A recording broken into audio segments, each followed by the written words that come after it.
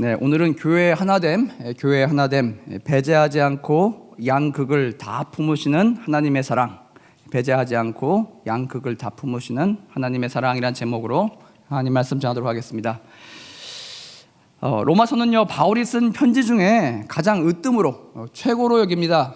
그래서 수많은 바울의 편지가 있지만 가장 앞쪽에 그렇게 실려 있습니다. 그만큼 중요하다는 이야기겠죠. 내용은 참 복잡하고 어려운 것 같습니다. 지금 잠깐 같이 읽었지만 쉬워요? 나만 어려워요? 어렵죠. 예. 하지만 여러분, 우리 느낌과 다르게 다루고 있는 내용이요, 가장 쉽고 가장 기초적인 기독교의 교리에 대해서 서술하고 있다는 것입니다. 우리 느낌에 어쨌든 왜 쉽게 써야 했는가 한번 생각해 보면, 바울이 썼던 다른 편지와는 좀 다른 내용이 있어요. 왜냐? 바울이 아직 방문한 적이 한 번도 없던 로마에 이미 세워져 있는 교회에 쓴 바로 그 편지였기 때문입니다. 생각해 보세요, 여러분. 일면식도 없어요.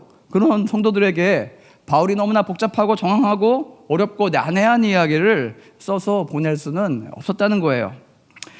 그럼에도 불구하고 우리 로마서를 읽을 때 우리는 왜 이렇게 어렵습니까? 왜 이렇게 어려울까요? 예. 그것은 다른 편지와 비교해 볼 때 그 교회에 있는 특정 인물이나 사건이나 문제점을 다룬 그런 내용의 편지가 아니기 때문입니다. 오히려 바울이 쓴 로마서의 주제는 무엇입니까, 여러분? 오직 의인은 믿음으로 말미암아 살리라. 바로 이것인데, 좀 더 풀어서 얘기하자면 오직 하나님 앞에 의롭다 여김을 받을 수 있는 방법은 무엇이냐? 율법을 잘 지키는 것도 아니고 할례를 꼭 받아야 한다는 것도 아니고, 오직 하나님과 하나님의 선물이신 예수 그리스도의 십자가, 그 죄사함의 능력과 예수의 부활에 대해 믿는 믿음을 가지는 것이다 라고 바울이 로마서에서 가장 하고 싶은 이 핵심 주제를 다루고 있다는 것입니다. 여러분, 이 주제가 굉장히 추상적이잖아요. 다시 말해서 구체적인 사건, 인물, 가이드라인을 주고 있는 것이 아니라 기독교 사상의 가장 핵심 교리에 대한 설명이기 때문에 다른 편지에 비해서 우리가 어렵게 그렇게 느껴지는 것입니다. 형이상학적인 사상에 대해서 논하고 있기 때문에 바울이 쓴 단어들을 보면 더 응축되어 있고 조금 추상적으로 그렇게 우리에게 다가온다는 것입니다. 이런 느낌을 상쇄시키고 여러분이 휴가지에 가서 이 로마서를 시원한 계곡이나 원두막 아래에서 수박이나 먹으면서 가볍고 즐겁게 읽어 내려가기 위해서 제가 여러분에게 도움을 주고자 합니다. 로마서가 쓰여진 전반적인 배경과 그 이유에 대해서 여러분이 반드시 알 필요가 있습니다.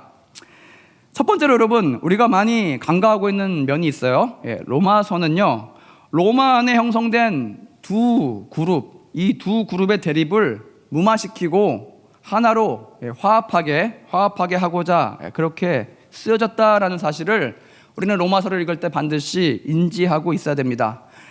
우리 로마에 있는 교회가 과연 언제부터 있었는지, 과연 누가 가서 초석을 놓았는지, 초대 담임 목사님이 누구신지 아무도 몰라요.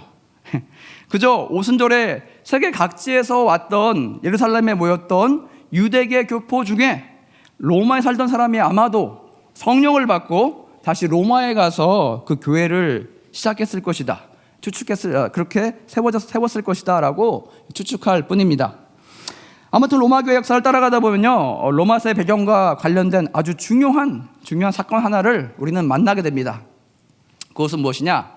AD 49년에 로마의 세 번째 황제였던 클라우디우스가 로마에 있는 모든 유대인들은 로마에서 나가라라고 하는 추방령을 내린 적이 있습니다. 다행히도 이것은 사도행전 18장 2절에도 잘 기록되어 있어요. 거기 뭐라고 되어 있냐면, 아굴라라는 본도에서 난 유대인 한 사람을 만나니, 클라우디우스 황제예요. 클라우디우가 모든 유대인에게 명하여 로마에서 떠나라 한 고로 그가 그 아내 브리스길라와 함께 이달리아로부터 새로 온지라 바울이 그들에게 가매. 여기서 클라우디라는 황제가 명해서요, 유대인들 다 나가라고 그렇게 이야기했다는 것입니다. 그렇게 추방령을 내렸다는 거예요. 사도 바울은요, 2차 전도 여행 때 고린도에 처음 가게 됩니다. 거기서 자기와 같이 텐트를 만드는 사람들을 만나게 돼요. 그들이 누구냐? 이 브리스길라와 이 아굴라 부부였다는 것입니다. 그들은 원래 이탈리아 로마에 살던 사람들이었어요. 로마 교회에 소속되어 있던 사람들이었어요. 하지만 이제는 그리스란 도시에 와서 이렇게 이민을 와서 살 수밖에 없었던 이유가 바로 로마에 있는 황제가 나가라고 했기 때문이에요. 모든 유대인들은 떠나라. 이때 여러분 상상해 보세요. 로마 교회에 무슨 일이 벌어졌을까요? 로마 교회는 이 추방령이 있기 전에 사실 두 개의 그룹이 존재했습니다. 유대인이면서 크리스찬이 된 사람들이 있었고요. 이방인, 즉 유대인이 아니면서 그리스도인이 된 사람들이 있었습니다. 이때 이 추방령으로 인하여서 유대인들은 강제적으로 물리적으로 압박에 인해서 모두 다 로마를 떠나야 됐습니다. 결국 로마 교회는 누구의 손에 들어갔을까요?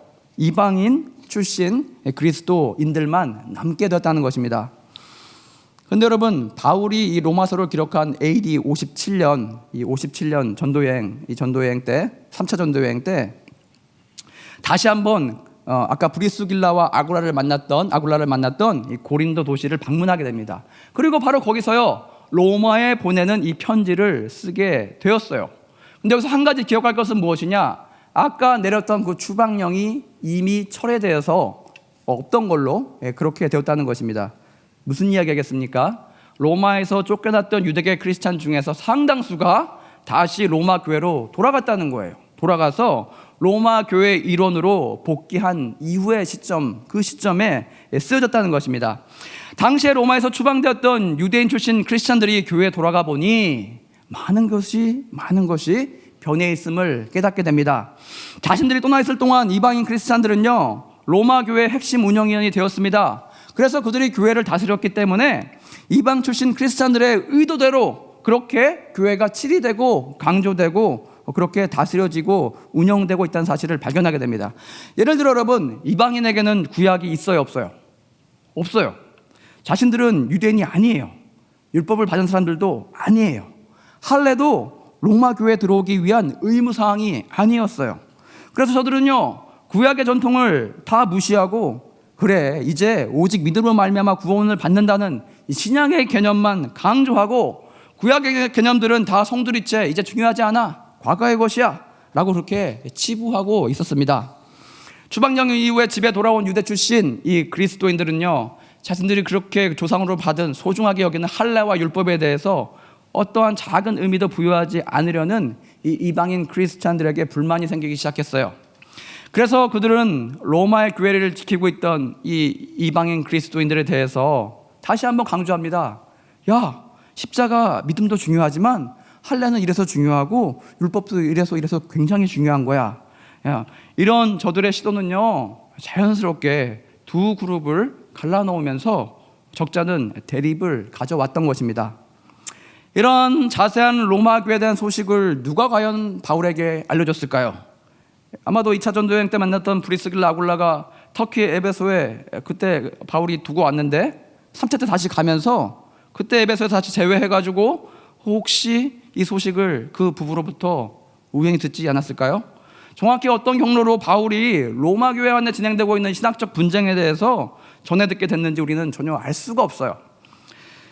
따라서 여러분, 바울이 이런 신학적 분쟁이 있다는 이야기를 듣고 이 일을 해결하고자 두 그룹을 하나로 만들고자 드디어 고린도에서 펜을 들었다는 것입니다.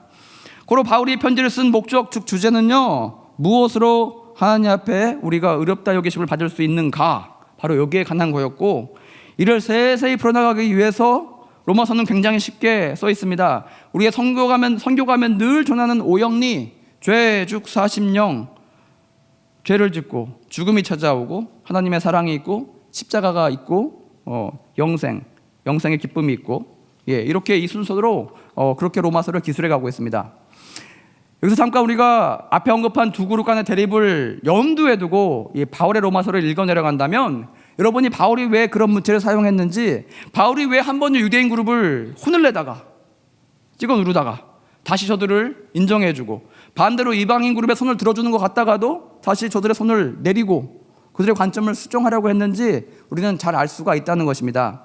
그래서 우리가 한 가지 마음에 염두에 두고 로마서를 읽어내려가 할 것은 바울의 이런 서술의 목표가 분명히 있었다는 것입니다. 바로 그것은 두 그룹의 하나됨이었습니다. 주 안에서 하나로 다시 합쳐지는 바로 그 일치됨이었습니다.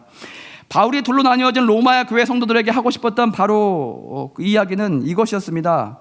구약과 신약은 그래 연속성도 있고 불연속성도 있어. 이어지는 것도 있고 단절된 것도 있다는 것입니다. 예를 들어 성경의 구약과 신약을 보면은 구약의 언약들이 모두 다 신약에 와서 이루어졌기 때문에 연속성이 존재한다는 것입니다. 반대로 구약의 방식이었죠. 할례와 율법, 그것이 아니라 신약에 와서는 예수님 안에서 십자가 안의 구원이라는 전혀 새로운 방편을 주어졌기 때문에 연속성이 없다는 거예요. 바울은 이렇듯 로마서에서 두 가지 관점, 연속성과 비연속성을 동시에 다루면서 두 그룹을 하나로 모으고 있습니다. 바울은 이를 위해서 어떤 수사법을 사용하느냐, 다이어트라이브라는 수사법을 사용합니다. 이게 무엇이냐? 로마서에서 많이 사용하고 있는데 이것은 말로나 글로 된 통렬한 비판 또는 공격을 뜻하는 수사법입니다. 바울은 즉 자신과 가상의 상대가 나누는 그 대화를 통해서, 그 논쟁을 통해서 상대를 통렬히 비판하면서 자신의 견해를 하나씩 조리 있게 써내려가고 있습니다. 쉽게 말해 여러분, 제가 이런 거예요. 여러분에게 묻고 제가 혼자 답하는 거예요. 네. 쉽게 말해 혼자 듣고 혼자 말하고 혼자 묻고 답하는 그런 방식입니다. 오늘같이 읽은 본문 보시면 1절에 바울은 이 수사법을 사용해서 가상의 상대에게 이렇게 묻고 있습니다. 마치 여러분 청문회, 요즘에 국회 청문회하고 있죠. 청문회 한 장면 같습니다. 그런즉 유대인의 나음이 무엇이며 할례의 이익이 무엇이냐? 이런 질문을 던지는 이유는 무엇입니까? 바로 2장 하반절에서 유대인 그래 니네들이 이렇게 자랑하는 율법과 할례 그것들에 대해서 신랄한 비판을 바울이 했었기 때문입니다. 요컨대 이런 내용이에요. 유대인들이라는 너희들은 율법을 부여받는 자들이기 때문에 너희들은 율법의 심판 대상에 들지 않는다라고 착각을 하고 살면서 크고 작은 죄를 그렇게 지으면서 살 수밖에 없는 너희들도 똑같은 하나님의 진노의 심판대 가운데 놓일 수밖에 없다라고 이야기하고 있습니다. 율법을 가졌다고 그것이 너희가 구원을 자동적으로 받고 할례를 받았다고 너희가 심판을 자동으로 면제받는 게 아니다. 너희도 동일하게 이 율법과 할례를 받았을지언정 하나님의 심판 안에 놓여 있는 것이다. 정신 차려라 이것들아 라고 깎아내렸다는 거예요. 근데 3장에 와서 갑자기 질문 무엇입니까? 그런즉 유대인의 나음이 무엇이며 할례의 유익이 무엇이냐? 이렇게 스스로 질문을 던지고 앞서 이방인 그리스도인들의 승기를 다시 접어버립니다. 어떻게 해요? 3장 2절 보시면 이렇게 대답해요. 범사에 유익이 많대요. 우선 그들이 하나님의 말씀을 맡았습니다. 앞선 2장의 흐름에서 보면 어떤 내용이 나와야 됩니까? 야 그래 율법과 할례 무슨 유익이 있어 그거 강조해가지고 니네 유대 그리스도인들 기득권이나 유지하라는 거 바로 그 속셈이지. 바울이 바로 이렇게 스스로 물은 질문에 무슨 유익이 있느냐라고 했을 때 유익이 없잖아. 앞에서 내가 얘기한 것처럼 없어. 이렇게 얘기할 것 같은데 정반대의 논조로 답을 하고 있다는 것입니다. 범사에 유익이 많대요. 여러분 이건 뭐 하고 있는 겁니까 지금? 바울이 로마인 성도들을 지금 가지고 놀고 있습니까? 바울은 왜 한 가지 사항에 대해서 앞에서는 막 깎아내리다가 이제 와서는 유익이 있다고 합니까? 앞에서 언급했듯이 바울이 지금 접근하고 있는 방식은 이거예요. 두 그룹의 주장을 모두 무시하는 것이 아니라 한 걸음씩 복음 안에 두 그룹이 만나게 하기 위해서 그렇게 조정해 가고 있는 과정 가운데 있다는 것입니다. 동시에 서로가 이해하고 존중하게 하려고 율법과 할례의 의미에 대해서 이제 다 필요 없다 부정하고 버려버리는 것이 아니라 그 안에 신약의 십자가 새 언약이 이어지고 있는 부분에 대해서 바울은 점층적으로 단계별로 이렇게 강조해 나가고 있었다는 것입니다. 이런 바울의 반응에 글을 읽어내려가던 이방인 그리스도인들은 어떤 반응을 보였을까요? 발끈했을 거예요. 아니 앞에서 우리 율법과 할례를 막 깎아내리면서 그렇게 우리 편을 든다고 하더니 갑자기 왜 거기에 유익이 있다고 갑자기 왜 또 얘네 편 드는 거야?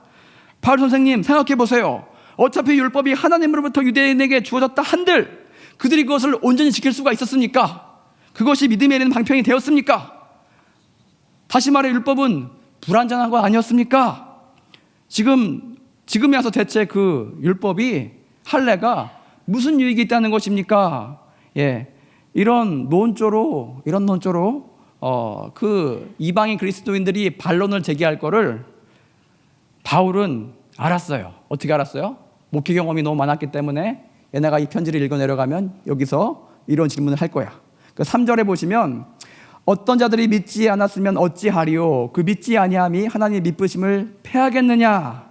이 뜻은 그래, 율법이 잘못된 거냐? 그거를 못 지키는 사람들이 잘못된 거지? 그래, 그러면은 그것을 주신 하나님이 잘못된 거냐? 라고 반문하고 있어요. 4절 보십시오. 그럴 수 없느니라. 사람은 다 거짓되되 오직 하나님은 참되시다 할지어다.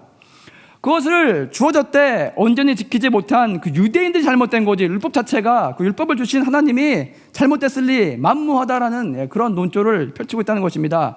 율법을 다 지키지 못했다고 해서 율법 자체의 그 의미가 없어지거나 실효성이 없거나 의미가 없다라고 그렇게 폄하해서는 안 된다라는 메시지를 그렇게 이방 크리스찬들에게 던져주고 있다는 것입니다. 따라서 여러분, 로마서를 보시면 특이하게 그럴 수 없느니라, 영어로 of course not 이라는 표현이 질문에 이어서 바로 답으로 9번이나 계속해서 반복되어지고 있습니다. 제가 한번 불러드릴게요. 예를 들어 로마서 3장의 4절, 6절, 31절에 나오고요. 로마서 6장의 2절, 15절에 나오고요. 로마서 7장 7절, 13절, 로마서 9장 14절, 로마서 11장 1절, 11절, 이렇게 여러분 같은 표현이 반복해서 9번이나 계속해서 등장하고 있다는 것입니다. 앞의 흐름을 뒤집어버리는 그럴 수 없느니라 라는 표현이 자주 등장하는 이유는 바로 이 다음과 같습니다. 바울이 아까도 얘기했지만 두 그룹을 지지하는 그 의견을 질문의 형식으로 그 편지 안에 스스로 던진다는 거예요. 왜냐하면 바울이 편지를 썼을 때는요, 무려 25년간 목회를 하고 있던 시점이었기 때문에 우리 담임 목사님의 30에 목회를 시작했다면 지금 우리 담임 목사님처럼 굉장히 무르익었을 그런 시점이었기 때문에 그가 또 64년도에 로마에서 참수용을 당했다는 그 근거를 추측으로 한번 따져보면은 로마서를 기록했던 57년은요, 그가 죽기 전 7년 전에 쓰였던 바로 그 서신입니다. 따라서 목회의 달인이었던 바울은요, 그 편지의 수신자들이 던질 만한 모든 질문들에 대해서 이미 다 섭렵하고 예측하고 알고 있었다는 것입니다.